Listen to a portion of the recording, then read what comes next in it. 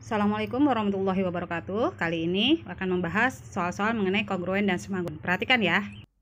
Daripada bingung, kita langsung coba aja ya. Di sini kakak punya dua buah segitiga. AB-nya ini adalah 10 cm. Biasanya kakak suka menulis keterangan-keterangan ini di gambar dibandingkan menulis diketahui. Kenapa? Karena lebih gampang nanti ngelihatnya ya. AC-nya kakak punya 15.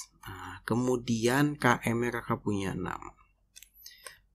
Kita disuruh menentukan panjang BC, KL, dan M. Dan ML. ML nih, bukan MN. Kita punya N. ML ya, bukan Mobile Legend ya. Nah, kita tentukan dulu sudut-sudutnya. Di sini kakak punya sudut 40, punya sudut 80. Maka di sini kakak bisa cari nih sudutnya berapa. Tentunya pakai rumus yang segitiga. 180 dikurang 80 dikurang 40. Kakak dapat adalah 60 derajat. Yang ini juga kita cari nih. Ini nanti dapat 80 derajat. Dapat dari mana? Karena dia sebuah segitiga. Jumlah sudutnya 180. 180 adalah 40 ditambah 60 ditambah sudut K gitu ya. Nanti dapat nih sudut K-nya adalah 80 derajat. Artinya di sini kita sudah mengetahui sudut-sudut yang sama. Maka kakak mau bikin rumusnya. Segitiga besar dibagi segitiga kecil. Ya, supaya gampang kakak tulis aja nih. Segitiga besar itu segitiga apa? Misalkan kakak tulis A, B, C. Boleh nih. Segitiga yang kecil jangan sembarangan nulisnya. A itu 80 derajat. Maka kita mulai dari K. B itu adalah 40. Maka L. C itu adalah 60. Maka M. K, L, M. Kita akan punya rumusnya. Itu seperti ini. AB dibagi KL ya sama dengan AC, terus sudut AC ada ya, AC ada ya, AC dibagi dengan KM sama dengan BC dibagi dengan LM. Jadi kalau pasangan sudutnya udah pas nih, ini A dan K ini 80 nih, B dan L nih 40 nih, C dan M nih 60 nih. Kalau sudah pas, kita tinggal pakai pola-pola seperti ini. Jadi lebih mudah. Untuk mempermudah lagi, ya kita ada beberapa pertanyaan nih. Kita mesti memilih nih, mau pakai yang mana nih, ya. Apakah AB per KL sama dengan AC per KM atau yang mana? Nah, untuk mempermudah lagi, kita bisa begini. Kita masukin dulu angka yang kita tahu. Oh, AB kita tahu nih, ya, 10 per KL. KL belum tahu ya. KL nggak ada nih. Sama dengan AC itu 15. Per KM, KM itu 6. Oke. Sama dengan BC belum tahu. Per LM belum tahu. Nah, kalau kita lihat seperti ini, LM juga belum tahu ya. Kita akan memilih dua pasang. Nah, jangan memilih yang depan. Jadi boleh macam-macam nih pasangannya nih. Kakak boleh tulis begini, 10 per KL sama dengan BC per LM. Kenapa boleh? Karena ini sebuah persamaan. Jadi boleh ini sama dengan ini, boleh. Boleh depan sama dengan tengah, boleh. Boleh tengah sama dengan belakang, boleh. Nah, memilih yang mana? Kita lihat yang ditanya dan juga yang paling banyak diketahui. Ya, kalau kita melihat di sini, begini nggak mungkin. Kita nggak tahu BC, nggak tahu LM, nggak tahu KL. Maka yang paling mungkin itu adalah kita ambil seperti ini. 10 per KL sama dengan 15 per 6 ya. Sehingga kakak punya ini dikali silang ya, 60 sama dengan 15 dikali KL. Maka kakak dapat nih, ternyata KL-nya adalah 60 dibagi 15 hasilnya 4 ya. Seperti itu. Jadi dapat nih KL ya. Nah, di soal ini ternyata kakak ada sedikit lupa, harusnya antara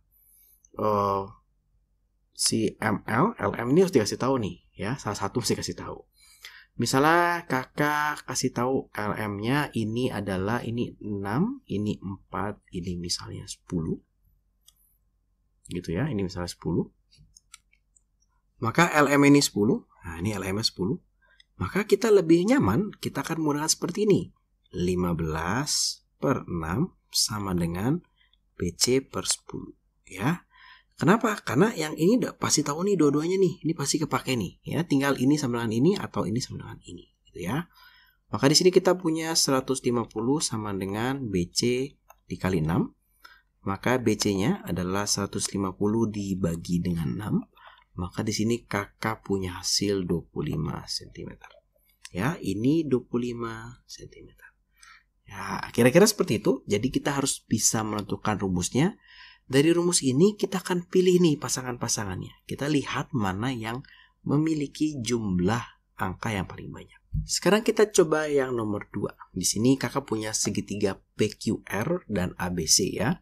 Panjang PQ-nya adalah 15, panjang AC-nya adalah 13, panjang BC-nya ini adalah 5. Kita disuruh menghitung berapa sih panjang PR, berapa sih panjang QR, berapa sih panjang AB. Ya, di sini kita akan membuktikan dulu dua buah segitiga ini sebangun.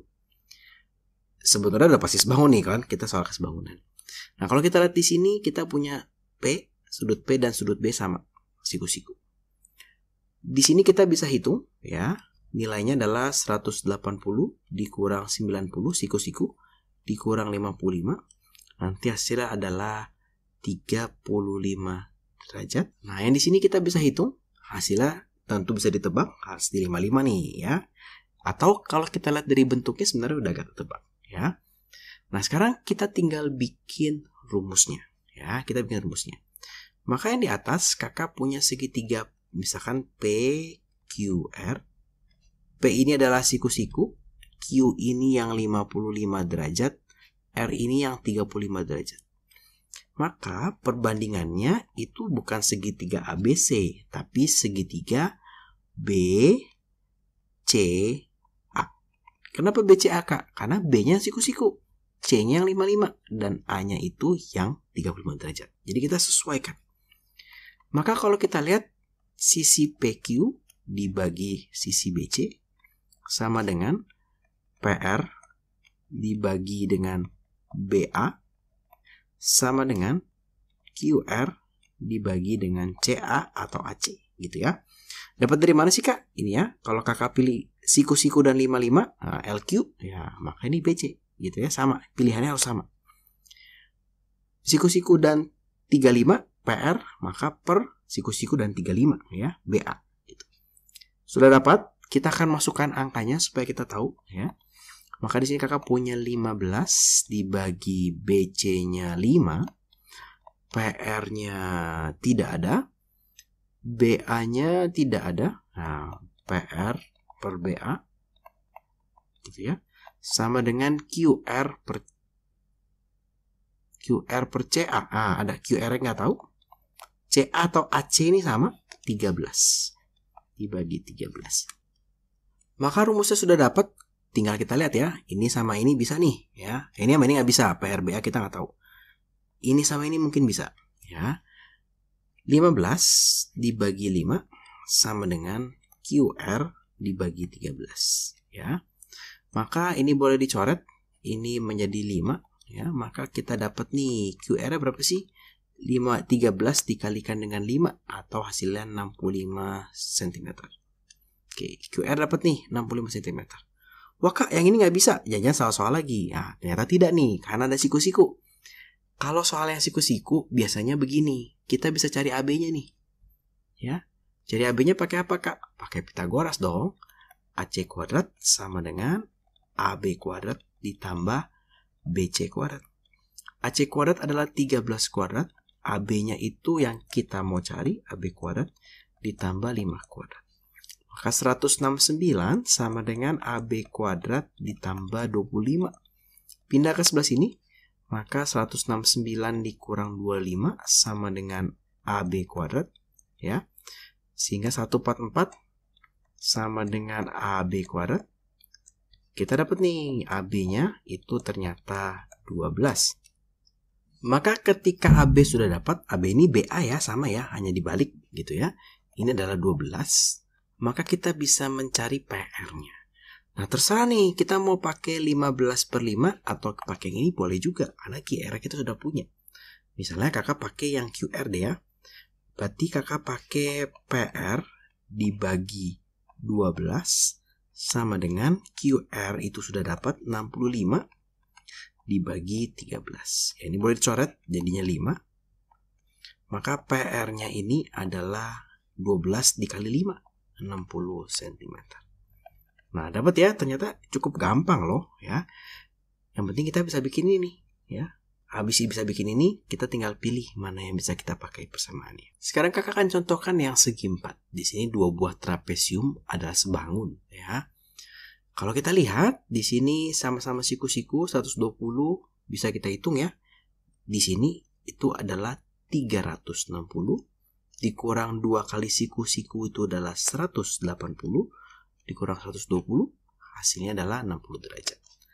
Nah, sebenarnya bisa kelihatan ya, ini 60 derajat, ini harusnya 120 derajat juga.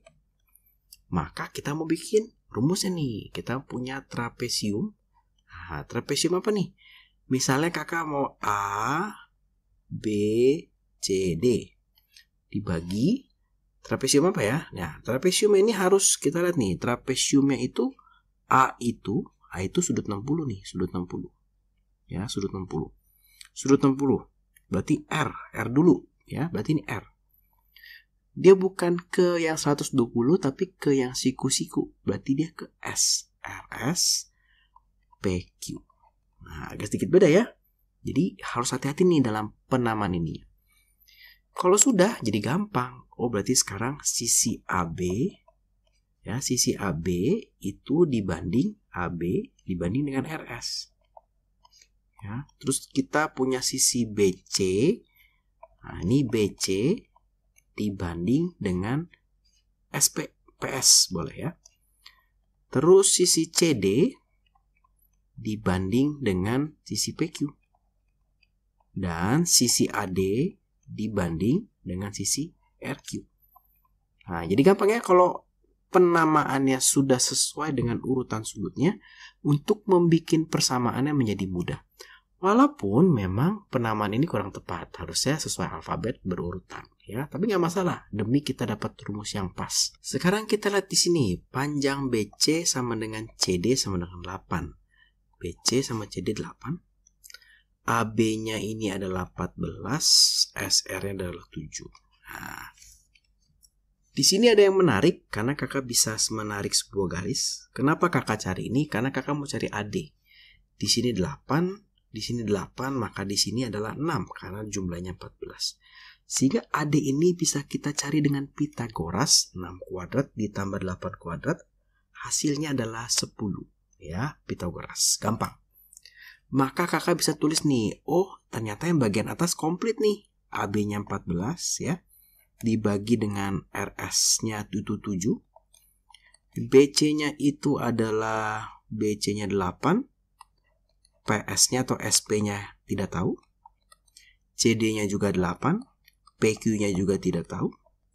AD-nya adalah 10. Nah, RQ-nya tidak tahu. Nah, sekarang tinggal kita pilih. Yang ini pasti kepake nih. Ya, 14 per 7. Mau yang mana? Yang PS dulu. 8 per PS. Ini boleh dicoret jadi 2. Ya. 2 PS sama dengan 8. Maka panjang PS-nya adalah 8 bagi 2 atau 4 hasilnya. Ini PS-nya 4. Sebetulnya kita bisa melihat kalau si PQ pasti sama nih ya. Ini 14 per 7 dibagi 8 per PQ. Maka ini juga 4 juga. Maka yang perlu kita hitung adalah yang ini. Ya. 14 per 7 sama dengan 10 per RQ. Jadi ini kakak boleh pilih ya. Karena ini sama dengan semua nih. 14 dibagi 7 tadi 2 sama dengan 10 per RQ. Maka 2 dikali RQ sama dengan 10. Maka nilai dari RQ-nya adalah 10 dibagi 2 atau 5. Dapat nih 5. Ya, maka kita dapat semua. AD sudah, PQ sudah, PS sudah, QR sudah. Jadi gampang ya. Ternyata yang penting kita menamakan urut sesuai dengan sudutnya. Baru kita bisa bikin persamaan. Nah, salah satu contoh yang sering dipakai itu adalah foto. Jadi sebuah foto diletakkan pada sebuah bingkai berukuran 30 x 40. Di sebelah kiri, kanan, dan atas foto masih tersisa karton sebesar 4 cm. Jika foto tersebut sebangun dengan karton, maka hitunglah lebar karton di bawah foto. Nah, kalau ketemu soal seperti ini, maka kira-kira sketsanya akan seperti ini. di sini kakak punya bingkai nih, ya. Bingkainya itu ukurannya adalah 30 dikali 40. Di dalam bingkai ini kakak punya foto. Nah, ini kakak punya foto nih. Berapa kali berapa? Kakak belum tahu nih, ini fotonya. Kemudian kakak dikasih tahu nih, kiri kanan dan atas foto tersisa 4 cm. Oh, ini tersisa 4 cm. Ini tersisa 4 cm. Tersisa 4 cm. Bagian bawah belum tahu. Maka tersisa X cm. Dari sini kakak bisa tahu nih, panjang ini berapa sih nih? Nah, ya. Lebar fotonya berapa nih gitu ya. Lebarnya ini paling gampang ya. Berarti misalkan nih panjangnya, ini lebarnya ya. Nah, maka untuk lebar foto, lebar bingkainya kan 30 nih. Kiri kanan ada 4 dan 4. Berarti dikurang 4 dikurang 4. Hasilnya adalah 22 cm. Untuk panjang fotonya, nah ini panjang foto nih. Ya, itu adalah 40. Karena panjang bingkainya 40. Dikurang 4 bagian atas. Dikurang X bagian bawah. Sehingga panjang fotonya itu adalah 36 dikurang X. Karena dia sebangun, tentunya panjang foto dibanding panjang bingkai harus sama dengan, ingat ya, foto atas, di atas semua, bingkai di bawah semua. Sama dengan lebar foto per lebar bingkai. Panjang fotonya berapa? Oh, panjang fotonya 36 dikurang X. Panjang bingkainya adalah 40. Jadi kakak pakai ini sebagai panjangnya ya. Nggak masalah, boleh aja. Ini adalah lebarnya. Kemudian sama dengan lebar foto itu 22. Dibagi lebar bingkai itu adalah 30. Ya, ini boleh disederhanakan dulu, dicoret. Kemudian tidak ada lagi yang bisa dicoret. Maka kita akan kali silang. 3 dikali 36 dikurang X sama dengan 4 dikali 22 berarti 88. 3 dikali 36 itu adalah 108 dikurang 3X sama dengan 88 ya. Maka minus 3X sama dengan 88 dikurang 108. Maka di sini kakak punya X-nya atau minus 3X dulu. Minus 20 nih ya. Sehingga kakak punya X-nya itu adalah minus 20 dibagi min 3. Hasilnya adalah 6/2/3 cm. Jadi di bagian bawah sini kita masih punya 6/2/3 cm. Sisa dari fotonya. Dari bingkainya. Nah, sebenarnya di soal ini tidak disebutkan fotonya tuh portrait atau landscape. Biasanya kalian akan dikasih gambarnya ya, atau dikasih tahu fotonya menghadapnya portrait atau landscape. Tapi kalau tidak, kalau di esai, mungkin guru kalian mintanya menghitung 2 kemungkinannya. Ya, tapi kakak nggak hitung yang di sini, kakak akan hitung yang di sini.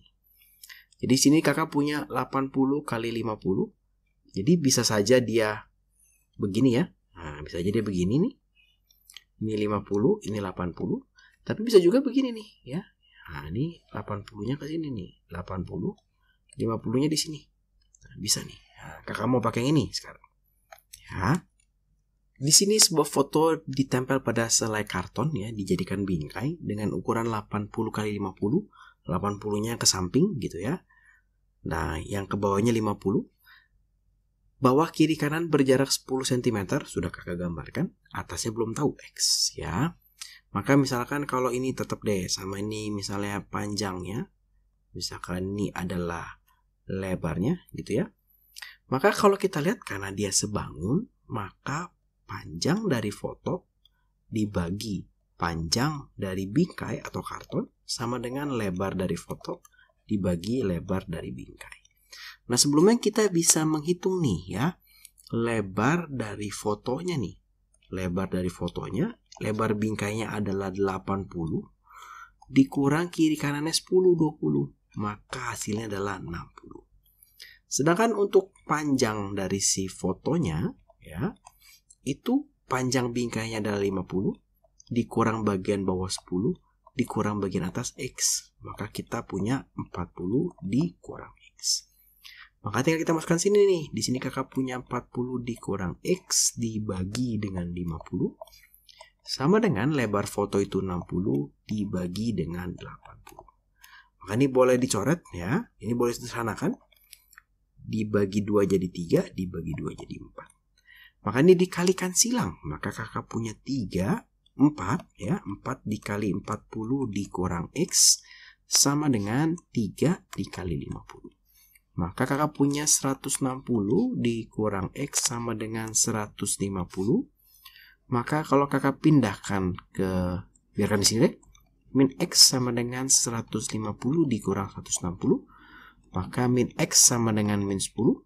X-nya adalah 10 cm. Ternyata bagian atasnya juga 10 cm nih ya. Akan menjadi sedikit berbeda kalau bagian bawahnya misalnya 5 atau 8 cm. Nah, jadi cukup mudah ya. Yang penting kalau ketemu soal seperti ini, kita bisa menentukan panjang foto per panjang bingkai sama dengan lebar foto per lebar bingkai.